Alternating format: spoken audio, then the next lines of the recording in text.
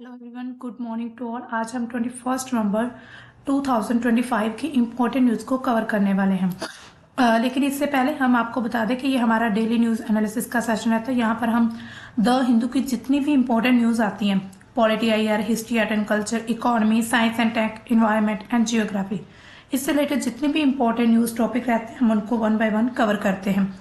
तो शुरू करते हैं हमारा आज का सेशन। हमने आपको कल दिया था question of the day, which country was the first to protect mental integrity in its constitution. कौन सी ऐसी कंट्री है जिन्होंने प्रोटेक्ट किया अपनी मेंटल इंटीग्रिटी को सबसे पहले? ब्राजील, जर्मनी, स्विट्जरलैंड, चीन। तो इसका सही आंसर है चीन। D option is correct. तो आज की हमारी न्यूज की तरफ बढ़ते हैं। आज हमारी फर्स्ट न्यूज आ रही, काफी इंपॉर्टेंट न्यूज है। ये पॉलिटी का बहुत ही इंपॉर्टेंट टॉपिक है। इसमें से क्वेश्चन जरूर बनते हैं और इस बार भी क्वेश्चन बनने के चांसेस 100% है। तो क्या ये न्यूज क्या आ रही है कि सुप्रीम कोर्ट का एक ऐतिहासिक फैसला आया है। अदालतें जो है राष्ट्रपति राज्यपाल को बांध नहीं सकती। Courts can not Fetter president, governor, supreme court. आपको अगर याद हो, कुछ महीने पहले ये एक मामला आया था तमिलनाडु सरकार के द्वारा। मतलब कि तमिलनाडु सरकार के द्वारा वहां की जो गवर्नमेंट है उन्होंने कुछ बिल वगैरह मतलब पारित किए थे, लेकिन जो वहां के गवर्नर थे उन्होंने क्या किया था कि उन बिल को एक बार तो उन्होंने वापस भेज दिया था पुनर्विचार के लिए। लेकिन जब फिर से वापस आया, मतलब फिर आया, तो फिर उन्होंने राष्ट्रपति की मंजूरी के लिए रख लिया था, यानी कि प्रेसिडेंट के लिए।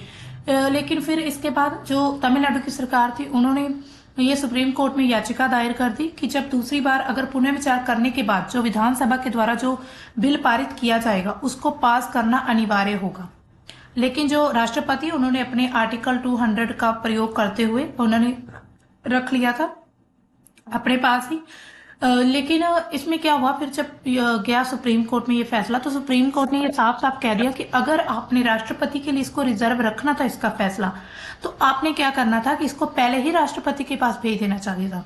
जब दूसरी बार ये पुनर्विचार होकर आया तब आप इसको किसी भी हाल में रोक नहीं सकते थे। तो इसी वजह से ये जो है सुप्रीम कोर्ट के द्वारा ये मतलब मुद्दा काफी ज्यादा उठा था उस समय पर। फिर राष्ट्रपति जो थी उनके द्वारा कुछ सवाल पूछे गए थे, 14 क्वेश्चन पूछे गए थे राष्ट्रपति के द्वारा सुप्रीम कोर्ट से, और आज उनके भी जवाब जो है सुप्रीम कोर्ट ने दे दिए हैं, उनको भी हम देखेंगे। इसके साथ देखते हैं कि ये एक बहुत महत्वपूर्ण प्रेसिडेंशियल रेफरेंस पर अपना एक फैसला सुनाया है सुप्रीम कोर्ट ने, जिसमें संविधान के अनुच्छेद 200 और 201 के तहत विधायक यानी कि जो बिल होते हैं उन पर राष्ट्रपति और राज्यपाल की जो मंजूरी है उन पर जुड़े जो सवाल थे उनके जवाब दिए गए हैं। और कोर्ट ने ये चीज स्पष्ट कह दी है कि जो अदालतें हैं राष्ट्रपति या राज्यपाल को बिलों पर फैसला लेने के लिए टाइमलाइन यानी कि समय में नहीं बांध सकती। इसका मतलब यह है कि राष्ट्रपति या फिर राज्यपाल को ये नहीं कहा जा सकता कि आप 15 दिन या फिर 20 दिन या फिर 1 महीने के अंदर अंदर आपने इसका फैसला सुनाना है, चाहे पारित करना है चाहे नहीं। तो ये सब मतलब कि टाइमलाइन के लिए हुआ था।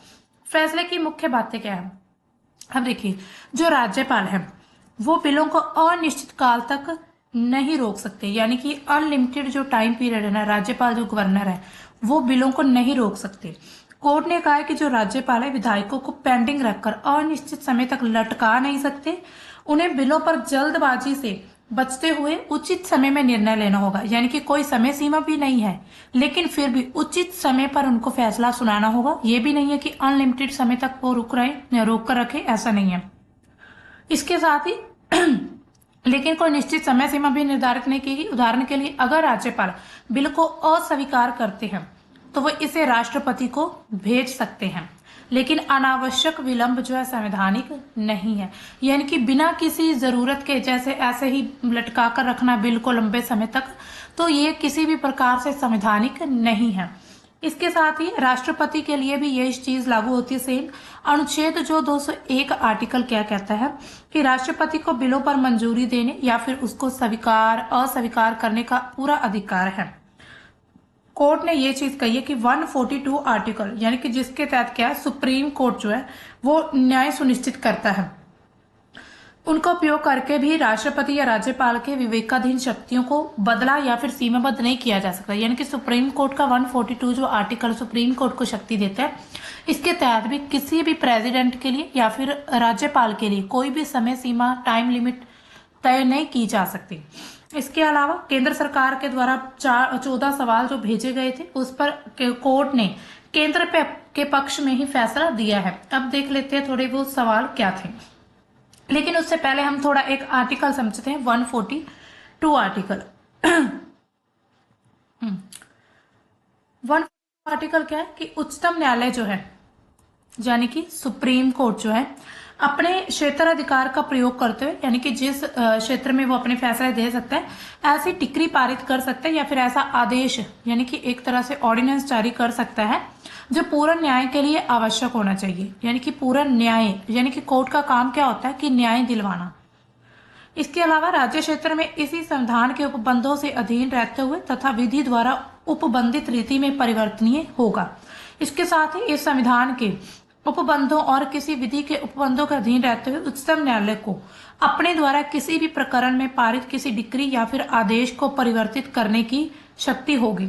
इसके लिए वह किसी व्यक्ति या फिर प्राधिकारी यानी कि जैसे कि केंद्र सरकार हो गया या फिर उसके साथ ही राज्य सरकार है, उनको निर्देश दे सकता है। इसे निर्देश जो है इसके लिए आवश्यक होने चाहिए।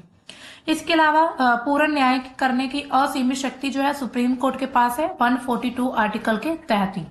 इसके साथ ही ये भारत के जो संविधान है उसमें सुप्रीम कोर्ट को दी गई सबसे व्यापक शक्ति है। यानी कि जो सुप्रीम कोर्ट है 142 आर्टिकल के तहत किसी भी मामले में अपने फैसले की यानी कि जो है रिव्यू जुडिशियल रिव्यू कर सकता है। इसके साथ ही इनफोर्सेबिलिटी 142 के तहत कोई भी जो आदेश या फिर डिक्री दिया गया उसको पूरे देश में यानी कि पूरे देश में उसको लागू किया जा सकता है। इसके अलावा इसके लिए कोई और कानून या फिर प्रक्रिया की जरूरत नहीं है। जो भी ऑर्डिनेंस जारी किया जाएगा या फिर जो भी डिक्री पारित की जाएगी। इसके साथ ही 2 उपखंड भी बनाए गए हैं। 142 का 1 उपखंड है और 142 का 2 उपखंड भी है। पहला क्या कहता है, पूर्ण न्याय के लिए कोई भी डिक्री या फिर आदेश जो है जारी किया जा सकता है। दूसरा क्या कहता है, अवमानना, गवाहों को बुलाना, दस्तावेज मंगवाना, ये सब आदि शक्ति जो है सुप्रीम कोर्ट के पास है। इसके साथ ही 142 की कुछ सीमाएं भी हैं, यानी कि इसके लिए कुछ लिमिट्स यानी कि सीमाएं क्या क्या है उनको देख लेते हैं।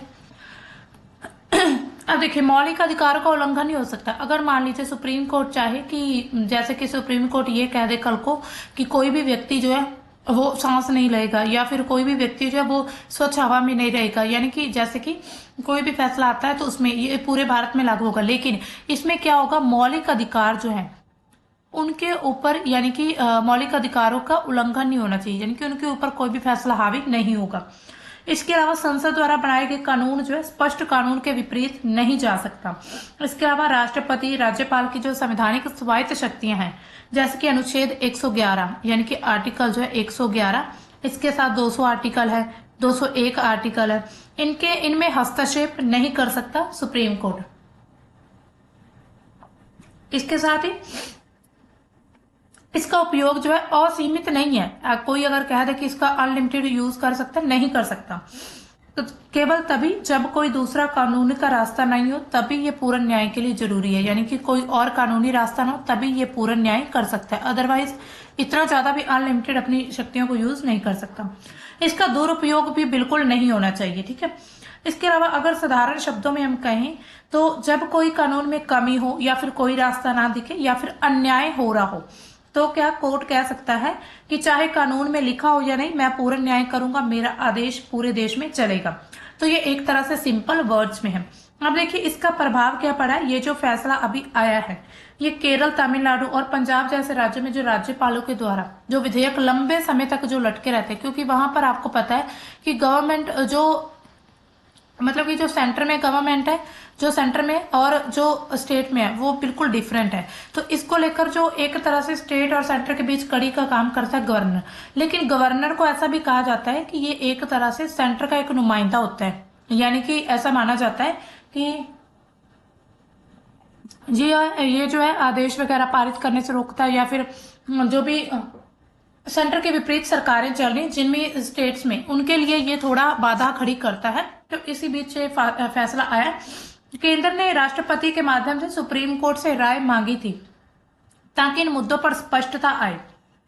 तो प्रभाव क्या है इसके? राज्यों के लिए राहत नहीं है, यानी कि विपक्षी शासित जो सरकारें हैं इनसे निराश हो सकती हैं इस फैसले से, क्योंकि वे राज्यपालों पर समय सीमा लगाने की मांग कर रहे थे।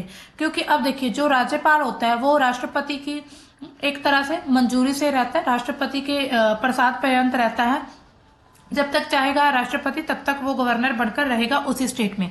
इसी बीच जो राज्य सरकारें हैं वो ये सोचती है कि ये जो राज्यपाल है ये कहीं ना कहीं राष्ट्रपति का ही एक तरह से जासूस कह सकते हैं, एक तरह से उनके व्यक्ति की तरह काम करता है, उनके साइड ही रहता है।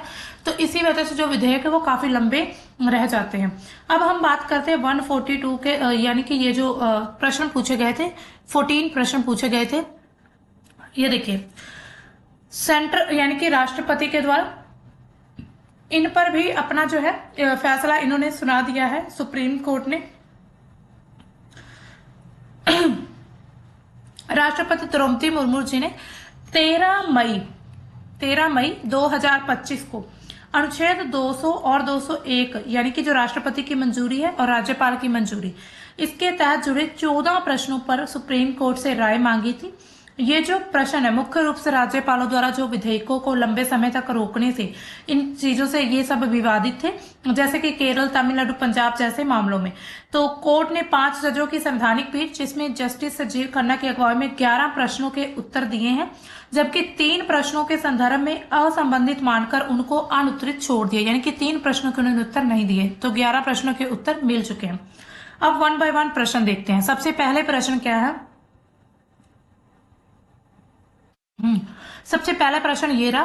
प्रश्न क्या है कि अनुच्छेद 200 के तहत राज्यपाल के समक्ष प्रस्तुत विधेयक पर उनके संवैधानिक विकल्प क्या है, यानी कि जब उनको 200 के तहत राज्यपाल को जो एक दिए जाएंगे, यानी कि उनको जो मंजूरी के लिए विधेयक उनके सामने रखे जाएंगे, तो उनके पास, राज्यपाल के पास क्या विकल्प है? तो यहाँ पर साफ साफ लिखा है राज्यपाल के पास 3 विकल्प है। या तो उसको मंजूरी दे सकता है, या फिर अस्वीकृत कर सकता है, लेकिन उसके साथ उसको रीजन बताना होगा, या फिर राष्ट्रपति को भेज सकता है, लेकिन लंबे समय तक इसको रोका नहीं जा सकता। दूसरा प्रश्न क्या कहता है यहाँ पर कि क्या अनुच्छेद 200 के तहत शक्तियों का प्रयोग करते समय राज्यपाल मंत्री परिषद की सलाह और सहायता ले सकता है, या फिर उससे मतलब बंधा हुआ है? तो उन्होंने कहा हाँ, सामान्य तो बंधा हुआ है, लेकिन विवेकापूर्ण न्याय, जिसमें जो राष्ट्रपति को रेफर करना, उससे सीमित जो विवेक हो सकता है, मंत्री परिषद की सलाह अनिवार्य है। तीसरा प्रश्न क्या है? क्या अनुच्छेद 200 के तहत राज्यपाल के विवेक का प्रयोग न्यायिक समीक्षा के योग्य है? तो उन्होंने कहा, कोर्ट ने कहा हाँ, सीमित रूप से, यदि मनमाना या फिर अनुचित विलंब हो तो समीक्षा हो भी सकती है, लेकिन सामान्य निर्णयों पर नहीं होगी। नेक्स्ट क्वेश्चन क्या सुप्रीम कोर्ट अनुच्छेद 200 के तहत राज्यपाल की को शक्तियों के लिए प्रयोग किए गए समय सीमा निर्धारित कर सकता? उन्होंने कहा नहीं, कोई भी राज्यपाल या फिर राष्ट्रपति के लिए कोई भी समय सीमा निर्धारित नहीं की जा सकती। नेक्स्ट क्वेश्चन क्या है? क्या अनुच्छेद 200 में डीम्ड असेट यानी कि स्वैत मंजूरी, डीम्ड असेट यानी कि स्वैत मंजूरी जो है वो इसमें मतलब कि है कि अवधारणा है या नहीं? कोर्ट ने कहा है नहीं। तो सीमित रूप से अनुचित विलंब पर समीक्षा संभव है, लेकिन सामान्य निर्णय जो है वो सुरक्षित है। इसके बाद नेक्स्ट क्वेश्चन क्या है? उन्होंने कहा है कि is exercise of constitution डिस्क्रिएशन by the president under article 201 जस्टिबल, यानी कि हाँ नहीं, ये हो गया था क्वेश्चन। हाँ, 201 के तहत। इसके साथ उन्होंने कहा है कि क्या सुप्रीम कोर्ट जो 200 या फिर 201 के तहत राज्यपाल राष्ट्रपति को विधेयक पर कार्य के लिए मंडामस रिट जारी कर सकता है? तो उन्होंने कहा नहीं, ये उनकी विवेक शक्तियों में हस्तक्षेप होगा। इसके बाद क्या अनुच्छेद 142 का उपयोग करते हुए अनुच्छेद 200 और 201 के तहत बिल राष्ट्रपति के विचार के लिए आरक्षित कर सकता है? तो उन्होंने कहा क्या राज्यपाल जो है वो 201 के तहत राष्ट्रपति के लिए? उन्होंने कहा नहीं, मंत्री परिषद की सलाह इसमें अनिवार्य होगी। क्या अनुच्छेद 142 का उपयोग जो है अनुच्छेद 200, 201 के तहत समय सीमा या फिर डीम्ड असेंट लगाने के लिए किया जा सकता है? उन्होंने कहा नहीं, जो 142 आर्टिकल है ना, 142 आर्टिकल जो है उसके तहत ये पूर्ण न्याय के लिए, लेकिन संवैधानिक विवेक को बदल नहीं सकता ये। नेक्स्ट क्वेश्चन क्या है, क्या राज्य विधानमंडल द्वारा बनाया गया जो कानून है अनुच्छेद 200 के तहत जो है राज्यपाल की मंजूरी के लिए बिना लागू कानून माना जाएगा? उन्होंने कहा नहीं, मंजूरी के बिना जो है विधेयक कभी भी कानून नहीं बनेगा। तो ये हमारे कॉन्स्टिट्यूशन में लिखा है, मंजूरी जरूरी होगी। तो इसी वजह से ये जो प्रश्न है इसका आंसर अभी तक नहीं दिया है, यानी कि इसको अनुत्तरित छोड़ दिया है। इसके अलावा 145 का खंड 3 जो आर्टिकल है उनके द्वारा वो क्या कहता है कि उसके प्रावधान के दृष्टिकोण से क्या अनुच्छेद 143 का जो एक खंड है उसके तहत रेफरेंस सुनने के लिए न्यूनतम 5 जजों की बेंच अनिवार्य है या फिर नहीं? उन्होंने कहा हाँ, लेकिन इस संदर्भ में अभी तक लागू होगा। हालांकि इस पर अभी भी आंसर चल रहा है, इसका भी मतलब कि आंसर है छोड़ दिया गया। नेक्स्ट है, do the powers of the Supreme Court under article 142 of the constitution limited to matters of procedural law? उन्होंने कहा not possible answer in the defined matter, यानी कि इसका आंसर देना अभी तक संभव नहीं है। इसके साथ ही लास्ट क्वेश्चन क्या है, does the constitution bar the Supreme Court from resolving centre state disputes except by the way of suit under article 131? तो irrelevant to the function nature of the reference hence return answer, यानी कि इसका भी अभी तक answer नहीं दिया गया, इसको भी रिटर्न कर दिया गया। तो देखिए ये थे मतलब इतने सारे क्वेश्चन थे जो कि राष्ट्रपति के द्वारा पूछे गए थे। तो इसी तरह से जो सुप्रीम कोर्ट है उन्होंने अपने पूरे फैसले सुना दिए। यानी कि अगर हम ओवरऑल इसका निष्कर्ष निकालें तो ये चीज है कि प्रेसिडेंट के लिए और जो हमारे गवर्नर है उनके लिए कोई भी समय सीमा तय नहीं है, लेकिन उनको फिर भी एक तरह से जितनी जल्द हो सके या फिर अपने विवेकाधीन से इसको लंबे समय तक लटका नहीं सकते किसी भी बिल को, उनको आंसर देना होगा। यानी कि उनको कहीं ना कहीं उनको अगर स्वीकार करना या फिर अस्वीकार करना तो उसका कारण भी बताना होगा। तो चलते हैं हमारी नेक्स्ट न्यूज की तरफ। नेक्स्ट न्यूज क्या आ रही है, कोप 30 की न्यूज आ रही है। हालांकि आप सभी को पता है अभी कोप 30 जो है चल ही रहा है, ब्राजील के जो बेलम शहर में आयोजित हुआ है ये। तो वहां पर इंडिया ने क्या डिमांड की, जस्ट ट्रांजिशन मैकेनिज्म, यानी कि भारत ने न्याय संगत परिवर्तन तंत्र की डिमांड की है इस कोप में, कॉन्फ्रेंस ऑफ पार्टीज में। तो यहाँ पर ये जो मांग है विकासशील देशों के समूहों के साथ मिलकर की गई है। ये जो डिमांड है जो कि जलवायु न्याय, समानता, वित्तीय सहायता पर जोर देती है, यानी कि वित्तीय सहायता भी देनी होगी। पर्यावरण मंत्री जो भूपेंद्र यादव उनके नेतृत्व में भारतीय प्रतिनिधि मंडल जो है वो अभी हाल ही में यानी कि वहां पर इन्होंने इस पर मुद्दे को काफी प्रमुखता से उठाया है ताकि जो जीवाश्म ईंधन है उनसे नवीकरणीय ऊर्जा की तरफ निष्पक्ष और समावेशी हो सके। तो अब देखिए इसकी पृष्ठभूमि क्या है। तो भारत जो है न्याय संगत परिवर्तन आखिर क्या है, तो ये जो पूरी अवधारणा है ना न्याय संगत परिवर्तन की, ये जो अवधारणा है पेरिस समझौता जो हुआ था अभी 2015 में उससे जुड़ी हुई है, जो क्या सुनिश्चित करती है कि जलवायु कार्यवाही से प्रभावित जो श्रमिक हैं या फिर जो भी समुदाय हैं कोई, और इसके साथ ही अर्थव्यवस्था, उनको कोई भी नुकसान ना हो। इसमें सस्ती वित्त होनी चाहिए, प्रौद्योगिकी हस्तांतरण होना चाहिए, इसके साथ ही क्षमता का निर्माण और इसके साथ ही हरित रोजगार पर पूरा फोकस होना चाहिए। भारत जैसे जो विकासशील देश है उनके लिए ये काफी ज्यादा इम्पोर्टेंट है, यानी कि जो अभी तक विकास कर रहे हैं, जहां पर कोयला आधारित जो ऊर्जा लाखों लोगों की आजीविका, यानी कि हमें पता है कि कोयले आधारित जो ऊर्जा है उससे लाखों लोगों को रोजगार मिलता है, लाखों लोग उससे अपने घर चलाते हैं। तो इसी तरह यहाँ पर भारत इस चीज की डिमांड करता है। भारत की मांग का एक तरह से पूरा निष्कर्ष क्या है कि कोप 30 में जो है भारत ने ये कहा है कि इकोनॉमी वाइड होनी चाहिए, यानी कि परिवर्तन तंत्र समग्र अर्थव्यापी होना चाहिए जो कि इक्विटी पर ध्यान दे। इक्विटी यानी कि इक्वालिटी पर नहीं, जिसको जितनी नीड है उसको उतना ही दिया जाए। इसके साथ ही साझा लेकिन विभेदित जिम्मेदारियां भी हैं। राष्ट्रीय रूप से निर्धारित पथों पर आधारित होना चाहिए ये पूरा जो न्याय संगत तंत्र है। विकसित देशों को वित्तीय रूप से निर्धारित पथों पर एक तरह से आधारित हो। इसके साथ ही जो विकसित देश है यानी कि जो डेवलपिंग नेशन जिसमें यूएसए हो गया, चाइना हो गया, इसके साथ ही कुछ रशिया हो गया, जापान जैसे जितनी भी मतलब जो यूरोपियन यूनियन हो गया, तो जितने भी ये जो डेवलप्ड नेशन है तो इनके लिए कहा गया है कि आपको एक तरह से अपना दायित्व यानी कि आपको फंडिंग वगैरह करनी होगी, यानी कि अपने दायित्व को पूरा करना होगा। तो भारत ने कहा है कि सभी देशों के लिए एक जैसा चरणबद्ध समाप्ति जो है संभव नहीं है, यानी कि एक जैसी चीज सभी को नहीं मिल सकती। इक्विटी को यहाँ पर अपनाना होगा, जिसको जितनी नीड है उसको उतना देना होगा, क्योंकि विकास के सत्र जो हर के अलग अलग है। यानी कि कोई मान लीजिए अगर हम 100 तक मतलब अगर किसी के 100 है, एग्जाम्पल के तौर पे समझते 100 पॉइंट्स हैं, तो वो पूरा जो है डेवलप्ड नेशन है, जैसे यूएसए, चाइना, रशिया, जापान वगैरह, ये सभी कंट्री, इसके साथ ही यूरोपियन यूनियन।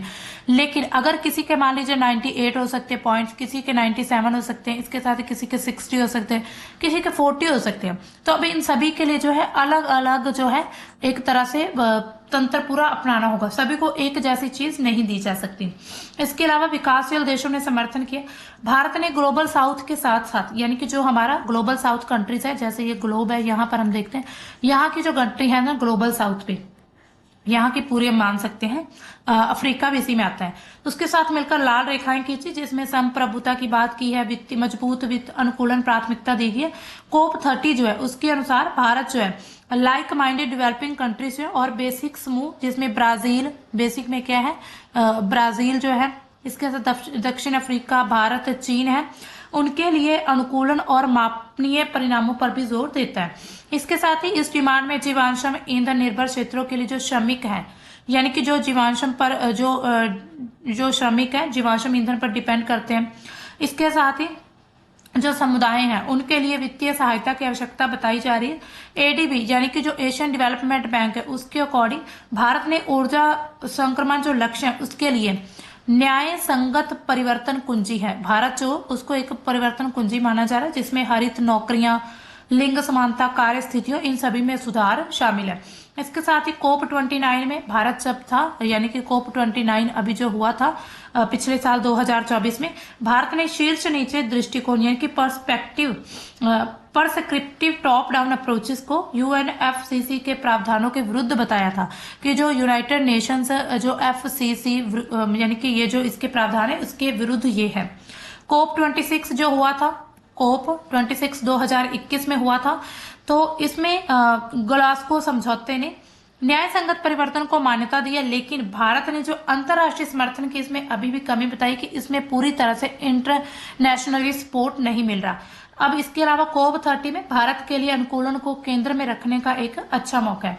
इसके अलावा अगर हम देखें तो न्याय संगत परिवर्तन के उदाहरण कैसे है, मतलब ये है न्याय संगत परिवर्तन का कि मान लीजिए जैसे जीवाश्म ईंधन आता है, उसमें क्या होता है, जीवाश्म ईंधन में कोयला रहता है, इसके साथ ही तेल, कोयला, तेल, इसके साथ गैस होती है, और नवीकरणीय जो ऊर्जा है, नवीकरणीय ऊर्जा, उसकी तरफ जाते समय, यानी कि नवीकरणीय ऊर्जा की तरफ जाते समय किसी भी श्रमिक का, किसी भी समुदाय का, किसी भी व्यक्ति, किसी भी क्षेत्र का कोई भी आर्थिक सामाजिक नुकसान नहीं होना चाहिए, बल्कि उन्हें नए मौके मिलने चाहिए, उन्हें प्रशिक्षण ट्रेनिंग दी जाए, इसके साथ ही सामाजिक सुरक्षा, इसके साथ सम्मानजनक उन्हें रोजगार भी मिलना चाहिए। तो इसी तरह ये इसका मतलब है न्याय संगत परिवर्तन का। अब देखिए विश्व के स्तर पर अगर हम पूरा उदाहरण देखें तो एक उदाहरण आता है जर्मनी का, जहां पर कोयला चरणबद्ध समाप्ति यानी कि कोल फेज आउट और रुहार क्षेत्रों का पुनरुत्थान हो रहा है। जैसे 2018 में जो जर्मनी था, उन्होंने कोल कमीशन बनाया था, जिसमें गवर्नमेंट, उद्योग, ट्रेड यूनियन, पर्यावरण, ये सब कुछ शामिल थे। 2038 तक उन्होंने टारगेट रखा, कोयला बंद करने का प्लान है, लेकिन जहां पर प्रभावी क्षेत्र, जहां पर रुहार है, लुसातिया है, तो वहां पर जो है काफी बड़े पैकेज भी दिए जा रहे हैं, नई नौकरियां, रीस्किलिंग, इंफ्रास्ट्रक्चर, सब कुछ वहां पर बनाया जा रहा है।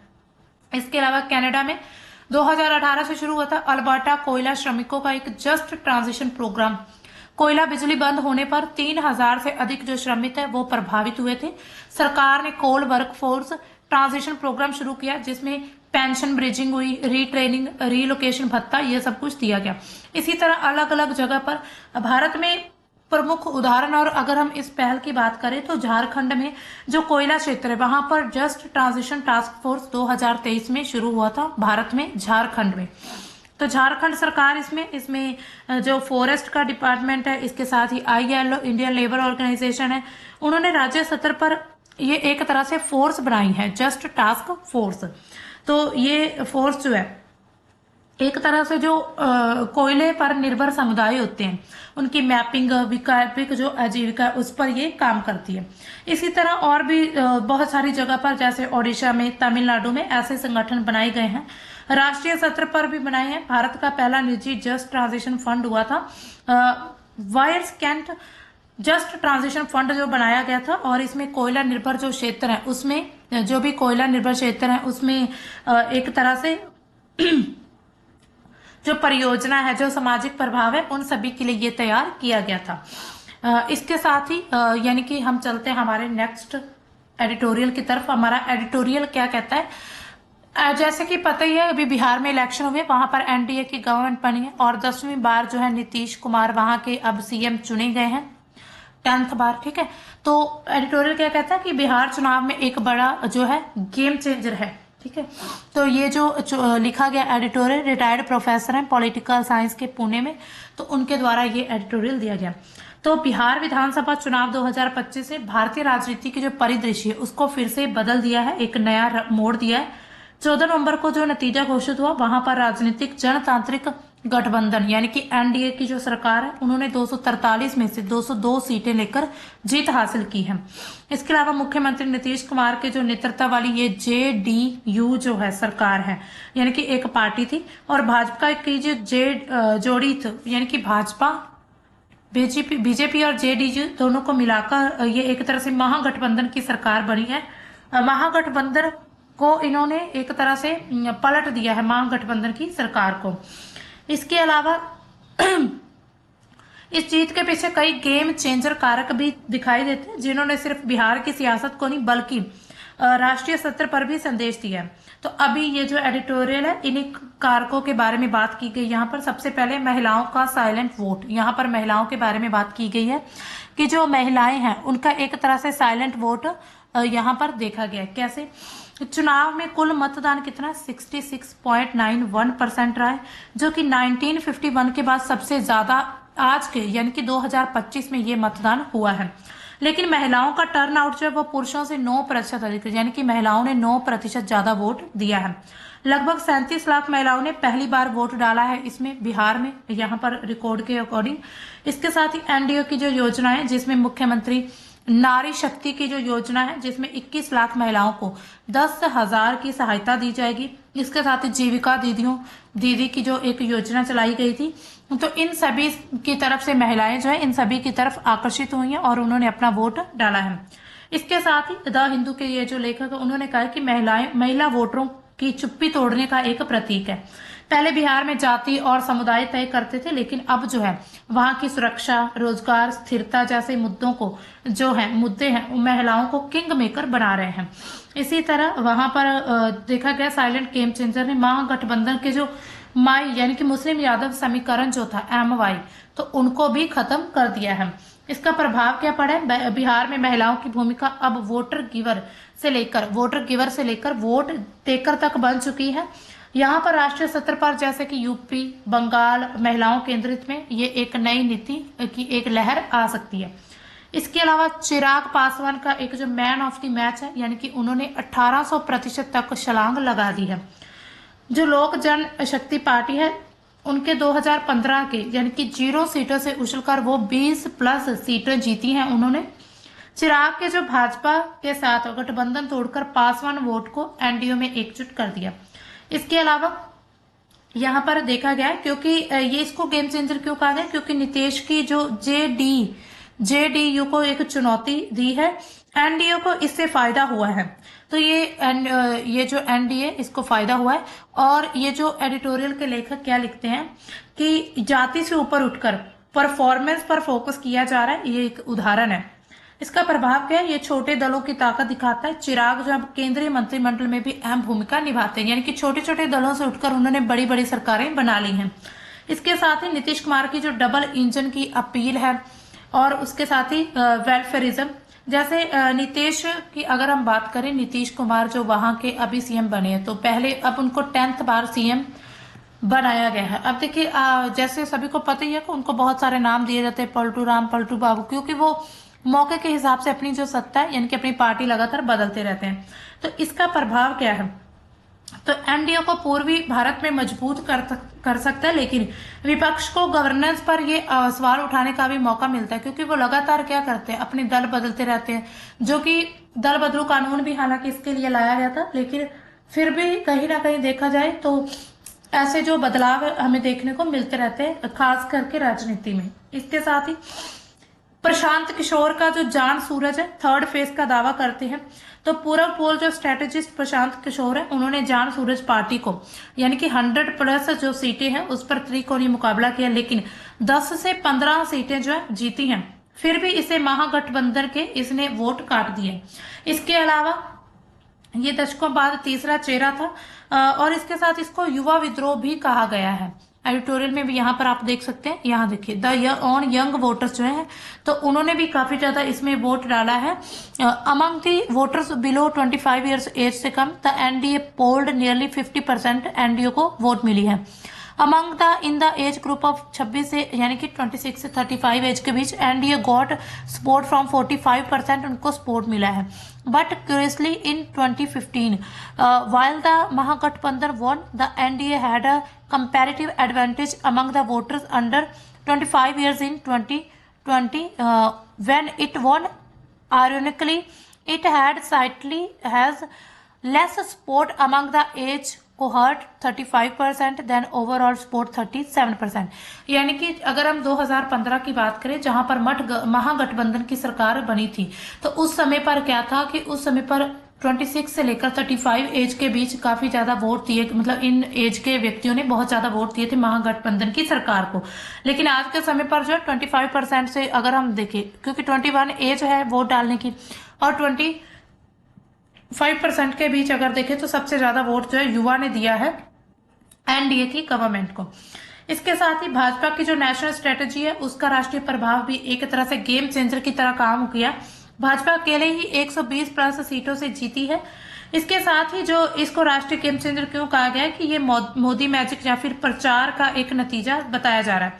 यानी कि एक जो रिपोर्ट हम देखते हैं अल जजीरा, उन्होंने कहा है कि तेजस्वी यादव की जो हार है यादव परिवार के लिए एक ऐतिहासिक है, जो कि विपक्ष को और कमजोर करती है।